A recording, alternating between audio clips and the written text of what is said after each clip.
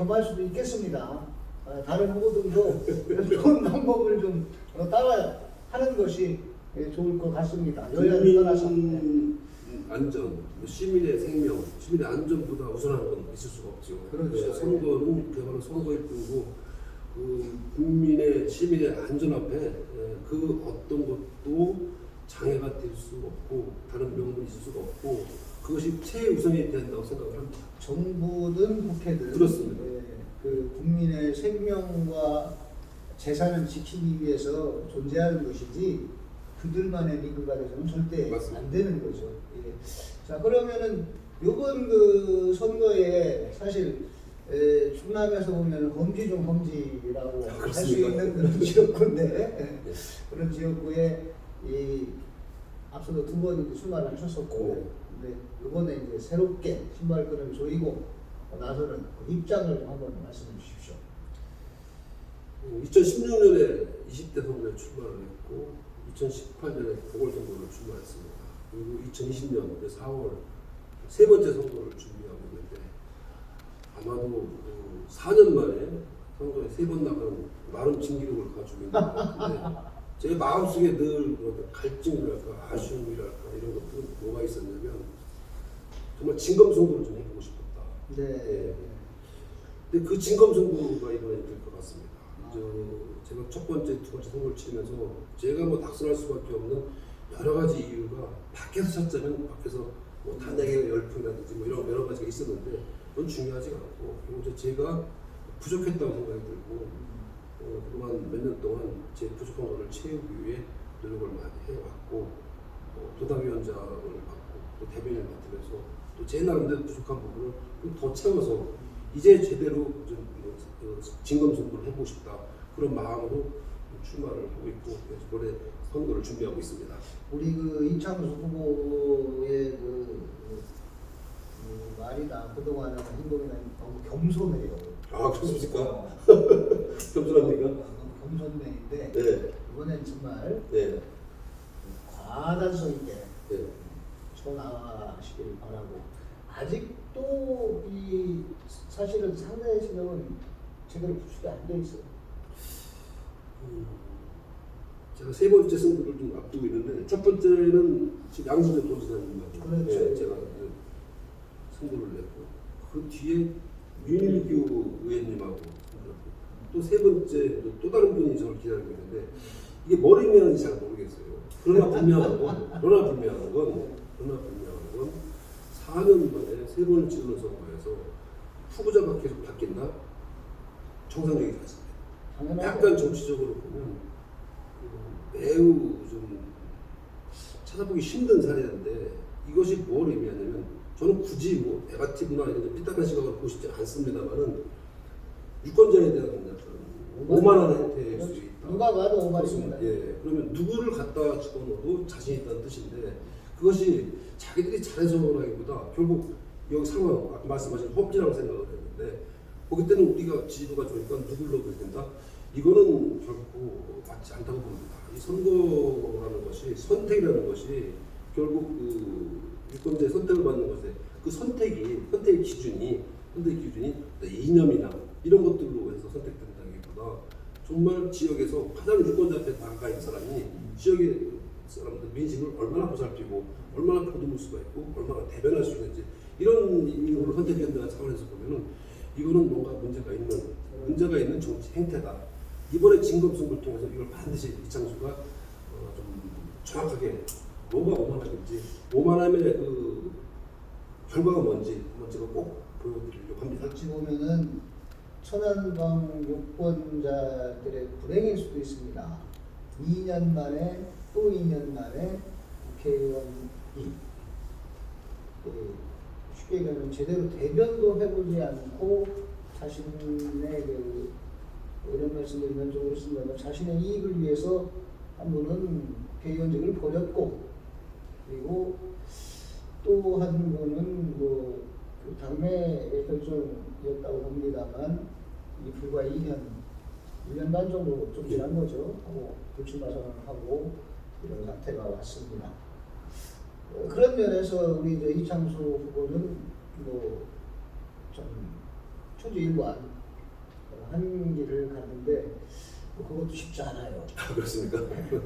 물론 비록 시간은 뭐 12년을 기다리고 8년을 기다리고 한 건 아니고 이제 말 그대로 2016년 그리고 18년 2년 걸려서 한 번씩 선거를 치르게 되는데 그만큼 유권자들도 생각을 좀 많이 숙고를 하실 필요가 있다라고 봅니다. 누구보다 이 지역 현안 문제에 대해서 뭐 많이 알고 계실 것 같은데 그 가장 본인이 이건 꼭 이제 지역 현안인데 내가 해결을 해야 되겠다 그런 사람이 있습니까? 이게 현안 문제를 조금 말씀드리기 전에 잠깐 허락하신다 그러면 이번 선거의 성격을 좀 한번 구성해 보시죠. 네. 최근에 이 정부에서 말하는 거 보면 야당 심판론, 뭐 야당 견제론 이런 얘기를 프레임을 좀 만들어 나가는데 말 그대로 어불 성설이죠. 어떠한 선거든 그 정권의 중간에 치러진 선거는 그게 보궐선거든 재선거든 지방선거든 어떤 선거든 그 임기 내 중간에 치러진 선거는 평가와 심판의 기능을 할 수밖에 없습니다. 할 수밖에. 전반기에 잘했으면 평가를 좋게 해주실 것이고 못했으면 정의 차이라고 해소리를 들어주실 텐데 이번 선거는 문재인 정부의 전반기를 평가하는 정권 심판 또는 정권 평가의 선거입니다. 이 선거를 다시 여론이나 민심을 왜곡해서 야당을 늘 발목을 잡는 야당의 심판을 해야 된다, 견제를 해야 된다, 야단을 쳐야 된다 이런 프레임을 가지고 있는데 이 프레임이야말로 얼마나 정량적인 프레임인지 아마 다 판단을 하실 거라 생각하고요. 중요한 건 어떠한 선거든 우리 전 세계의 어떤 국가 시스템 중에서 어떠한 선거든 그 집권하는 그 중간에 치르는 선거는 무조건 중간 선거로서 평가와 심판의 기능을 다할 수밖에 없다. 이것에 대해서 유권자 시청자들께서도 유념을 좀 해주시기를 간곡하게 말씀을 드리면서 물론 또 야당도 잘못했다면 평가받아야 되고 심판받아야 되고 그런 각오는 되어 있습니다. 그러나 지금 이 상황이 현재 국가 상황이 정상적이지 않다는 상황에서 보면 분명히 견제와 균형을 갖춰주기 위해서라도 이번 4.15 선거에서는 분명하게 평가와 심판을 해주셔야 된다. 그 말씀을 드리고 제가 정치를 시작하면서 가장 이 지역 현안에 대해서 고민의 포인트는 뭐였냐면 지도자의 역할이라고 봅니다. 지도자의 역할이 좀 우스갯소리 좀 하면 자치단체장, 도지사, 시장도시들이 없으면 더 잘 돌아간대요 원래. 네, 없으면. 그렇습니까? 도지사가 좀 외국 출장 가 있으면 더 분위기가 좋아 잘 돌아간대. 이게 무슨 얘기냐면 지도자는 한 번 필요합니다. 한 번, 두 번. 첫 번째가 필요한 건 위기관리 때 필요합니다. 위기관. 우리 이때 지도자가 어떻게 위기 극복하느냐. 지도자의 자리 중에 가장 중요한 자리 중에 하나고요. 또 한 가지 지도자는 비전을 가져야 돼요. 비전을 제시해야 되고요. 다른 말로 목표고요. 우리가 가고자 하는 목표고 다른 말로 비전이고 그것이 희망인데 이 목표와 비전을 제시하는데 실패하는 지도자는 역사에서 평가받을 수 없습니다. 천안시를 좁혀보겠습니다. 천안시가 지금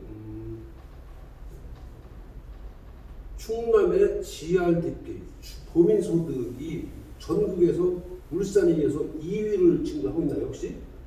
지금 아마 떨어진 것 같더라고요. 2위를 하게 된 가장 큰 원인은 충남의 천안 아산 쪽에 있는 삼성 클러스터입니다. 그렇죠. 삼성 클러스터가 충남의 전체 도민소득을 총생산을 견인하고 있는데 자 여기서 어떤 문제가 생기냐면 저거를 유치해올 때 당신도 누구라고 말씀드렸으면 충남도에서 어떻게 유치했는지 국장님은 너무 잘 알죠. 정말 서기관을 삼성 지원 팀장으로 만들어서 모든 것을 올인해가지고 삼성 클러스터를 갖다 놓거든요. 그렇죠. 그러면 이 지역에 이게 정말 성장 동력이 되는데 그럼 현재 천안의 성장 동력을 걱정하는 분들이 너무 많습니다. 네. 대표적인 예로 지금 삼성의 주 동력이 고덕으로 가야 됩니다. 그렇죠. 여러 가지 원인이 있는데 어쨌든 여기에 유지해야 될 삼성의 기본적인 핵심 인프라들이 고덕으로 가는데 고덕의 초기 비용이 말씀드린 19조지 않습니까? 네. 19조면은 세종시의 초기 비용이 22조 6천인데 한 도시를 만들어서 엄청난 금액이죠.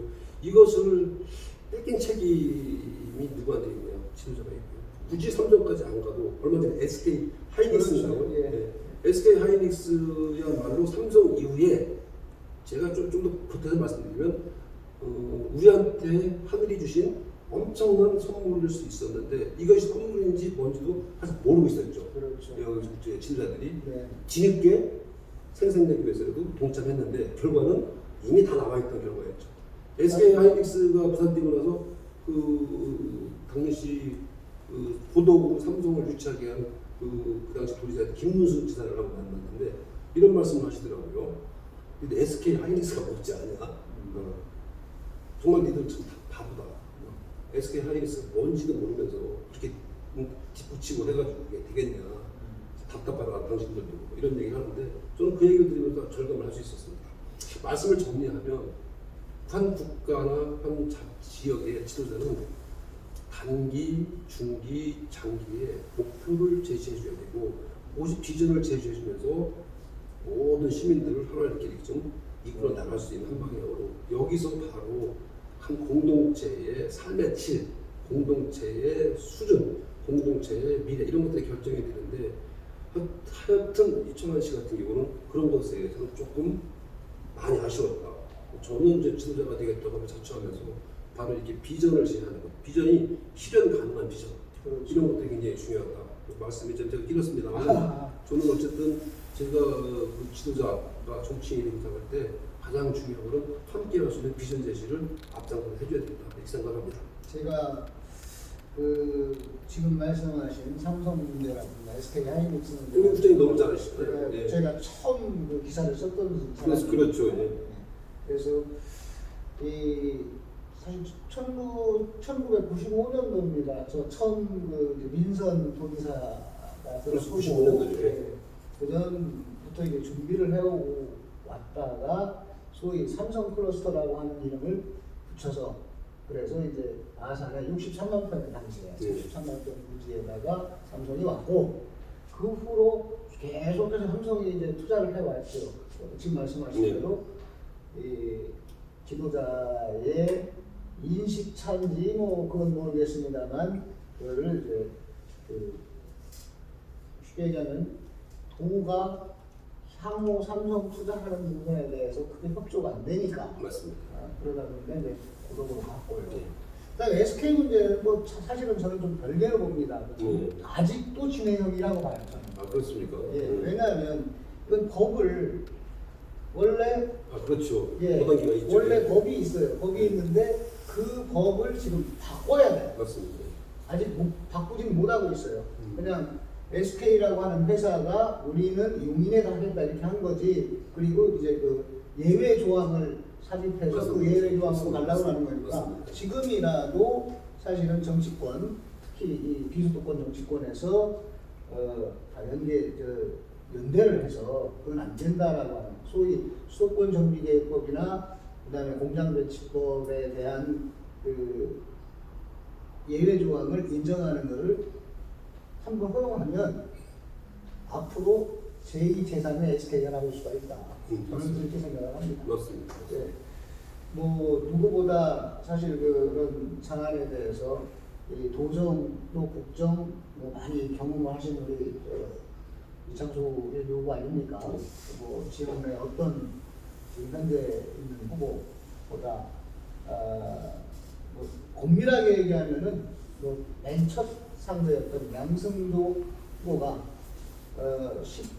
14년 정도 하신 걸로 알고 14년 동안 국회의원을 할 때의 그 경험보다 제가 볼 때는 이창수 예비 후보께서 그 도정 또 국회 입법보좌관으로 했죠. 그런 경우를 보면은 공명문에도 결국 짧다고 저는 감사합니다. 다만 누구는 국회의원이었고 누구는 이제 공무원이었고 그 차이였죠. 그리고 이제 지금 뭐 제가 생각하는 또 하나의 문제는 당초에 천안 씨가 뭐 이 지역 현안일 수도 있고 아니면 이제 천안시 전체의 문제일 수도 있는데 남부터미널 문제가 있어요. 뭐 당초에는 천안시가 계획을 세워서 남부터미널 인전하겠다 이렇게 했다가 뒤늦게 사실 그거를 미래통합당 후보들이 다 그걸 공약화를 하려고 했어요. 그러다 보니까 천안시가 느닷없이 남부터미널 이전에 대해서 시점이 안 나온다고 그래서 반대하고 그 점에 대해서 어떻게 생각하세요? 얼마 전에 남부터미널 그 예타 결과가 나와가지고 그렇죠. 예. 예타 기준에 못 미쳐가지고 일단 보류 상태가 되어 그렇죠. 있는 예. 건데 근데 이제 제가 그걸 자료를 좀 이렇게 보니까 현재 가지고 있는 기본 인프라 가지고는 그 예타 결과가 이래 못 미칠 수 있을 것 그렇죠. 같습니다. 예. 근데 이게 가깝게 생각을 해봐도요. 지금 천안 소위 아라리오라고 하는 천안 네. 종합복합터미널에 보면 그 당시에 거기에 건물이 섰을 때 다 망한다고 했었어요. 네. 혹시 기억하시나요? 벌판에 딱 서 있던 거. 알고 예. 있습니다. 예. 근데 지금 거기가 상당히 그것이 동력이 돼가지고 그 일대가 굉장히 발전을 했는데 이게 지금 단순하게 버스 터미널을 버스 이용객만의 터미널로 생각을 하니까 이런 혜택가 나올 거라고 생각을 합니다. 현재 인구나 이런 걸 봐가지고요. 그렇죠. 하지만 지금은 터미널이 단순 교통의 기능뿐만 아니라 요즘 말하는 일종의 콜라보레이션이 대세지 않습니까? 이 콜라보레이션이 굉장히 중요한데 교통이라는 인프라에 문화라는 것을 융합시켜가지고 성공한 케이스가 바로 천안종합터미널입니다. 그렇죠. 현재 천안종합터미널에 가지고 있는 문화 인프라는 전 세계에 어디를 내놔도 부족함이 없는 그런 문화 인프라를 가지고 있습니다. 그것이 시민들이 알든 모르든 그것들이 요인이 돼가지고 지금 저는 사실 지금 천안종합 신부도의 터미널은 교통이 빠져나가고요 자체 기능이 남아 있을 겁니다. 무슨 뜻이냐면 이 남부터미널도 접근 방법이 좀 달리니까 결국 이 남부터미널이 이 남부 지역의 종합적인 교통과 문화와 예술과 유통이 융합된 한 컴플렉스가 만들어진다고 생각하면요 약간 예타 기능은 달라질 수 있을 거고 제가 만약 남부터미널을 선택된다면 지금 제가 이렇게 말씀드린 대로 이쪽 공간에 종합적인 복합 도시 인프라, 문화, 교통, 유통, 그런 뭐 쇼핑 모든 것이 망라된 그런 커뮤니티 하나가 만들어지면 아마도 이쪽 지역 남부 쪽 지역에 교통 편의는 당연한 거고요. 삶의 질까지도 좀 견인할 수 있는 그런 인프라가 되지 않겠느냐. 때문에 남부터미널은 예타를 가지고만 판단할 것이 아니라 이런 종합적인 도시계획에 중장기 계획에 맞물려서 해주는 것이 맞다. 한번 좀 복합적으로 좀 구체적으로 검토해보려고 합니다. 사실 그 터미널 이전 문제는 무엇보다도 중요한 것이 현재 있는 터미널을 이용하기에 교통혼잡도 이런 것 때문에 옮긴다고 하는 건데 이런 부분은 간과하는 거예요. 예타에 이건 안 들어가잖아요. 현재 시민들이 받을 수 있는 보통 이런 거는 따지고 앞으로 편익만 가지고 하기 때문에 사실 물론 뭐 터무니없는 계획을 발표하고 한다라고 하면은 문제가 있겠지만은 이건 당장에 현재 있는 시민들이 갖는 고통도가 있는데 그건 간과하고 그리고 앞으로 그 터미널 이전에 따른 편익만 계산하기 때문에 미국점 계산하는데 이런 문제가 있다라고 저는 봅니다. 그런 문제에 있어서. 대표적인 사례가 하나 될 수 있는 것이 그 인천에 있는 송도, 그렇죠. 송도요. 네. 송도 국제도시를 구성하면서 한동안 적자에 시달렸죠. 당연하죠. 그래가지고 그 책임만 시장한테 그 책임들이 굉장히 많이 걱정에 시달렸는데 근데 갑자기 전환점이 생깁니다. 네. 전환점이 생기는 것이 그 송도 지구에 외국 대학이 유치됩니다. 네. 외국 대학 유치가 되면서 송도가 완벽하게 바뀝니다. 그렇죠. 지금 말씀하신 남부터미널 문제도 단순히 이용객 플러스 교통량 플러스 이렇게 해서 예타를 따지면 여기 아마 제가 보기엔 20-30년 내로도 예타가 충족되는 예타가 안 나올 겁니다. 지금 말씀드린 대로 다양한 방법으로 거기에 뭐라고 할까요? 학교 문제, 교육 문제, 교육 인프라, 말 그대로 문화, 예술 인프라, 교통 인프라 이런 것들을 이렇게 융합, 콜라보레이션 시키면 저는 충분히 그 지역에 한 거점을 만드는 동력으로 충분히 역할을 할 수 있다. 남부터미널이 이렇게 생각을 합니다. 네. 자, 오늘 우리 이창수 위원장님과 예비 후보죠. 잠깐 예비 후보와 이렇게 말씀을 나누는데 네. 역시 스케일이 좀 다릅니다. 어떻게 나옵니까? 다른 후보들에 비해서. 그렇습니까? 네. 그리고 조금은 뭐라 그럴까요? 그 지역적인 문제를 주로 많이 얘기하는데 혹시 뭐 당대변인이시라 그런가 몰라도 안목이 이 지역에 머물지 않고 전체를 보려고 하는 그런 큰 그림을 그리는 그런 예비 후보 같습니다. 칭찬같이 안 들리는 게 국회의원은 지역을 대변해야 되는데 그 지역 얘기도 좀 하면은 제가 늘 좀 안타까웠던 것이 불당동에 대규모 주거 단지가 네, 그렇죠. 2만 3만 세대 중 3만 세대 3만 세대 정도 예. 되는데 근데 그게 이게 78만 평인가 아까 이게 이제 저기하고 맞물립니다. 어떤 부분은 지역의 성장 동력하고 그렇죠. 맞물리는데 네. 특별한 성장 동력이 있어야 인구가 유입되는데 이런 인구 유입 요건 없이 저렇게 대규모의 주택단지를 만들면 어떤 현상이 벌어지면 돌려막기가 됩니다. 그렇죠. 돌려막기. 네. 그럼 인구가 4만 가구면 한 3인 가구에서 10만 정도가 인구가 네. 이렇게 차야 되는데 네. 제가 파악해 보니까 아산 쪽에서 인구가 유입이 되는 것 같더라고요. 그렇죠.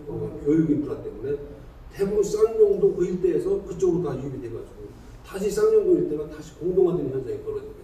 앞으로 이 도시의 주택 계획을 할 때는 이 대규모 주택 계획은 역기능이 생기기 때문에 굉장히 주의해야 된다는 거 하나 드리면서 그럼에도 불구하고 쌍용동 지역 이쪽이 공동주택, 이른바 아파트촌인데 아파트촌이 계속 이제 시간이 많이 흘러가면서 여러 가지 문제를 지금 발생하는데 대표적인 주차 문제더라고요. 네.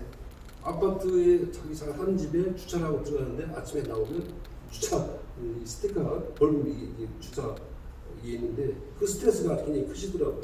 과거에 이제 그 아파트 주차 문제를 말씀하면 과거에 이게 20년 전, 30년 전에 지은 아파트들 그 주차 비율이 0.54 정도 됐어요. 그렇죠. 한 대만 됐죠. 네. 네. 지금은 이제 한 대 플러스가 됩니다. 그럼요. 두 대. 1 플러스 네. 알파인데 그러다 보니까 당연히 주차 문제가 생겨요. 그래서 제가 지역을 면밀히 보면서 관심을 갖는 것이 그럼 아파트 하나면은 일개 몇 단위 인구입니다. 그렇죠. 무슨 뜻이냐면 아파트 한 단지는 행정구역상 면에 해당되는 일종의 커뮤니티거든요. 요 커뮤니티에서 요게 모든 기능이 들어와야 되거든요.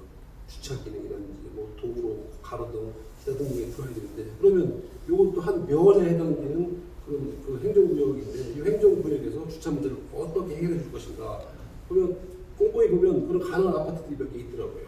그 현재 있는 면적에서 조금만 더 조정을 하면 그 시설을 조정하면 주차 타워 같은 거 있습니까?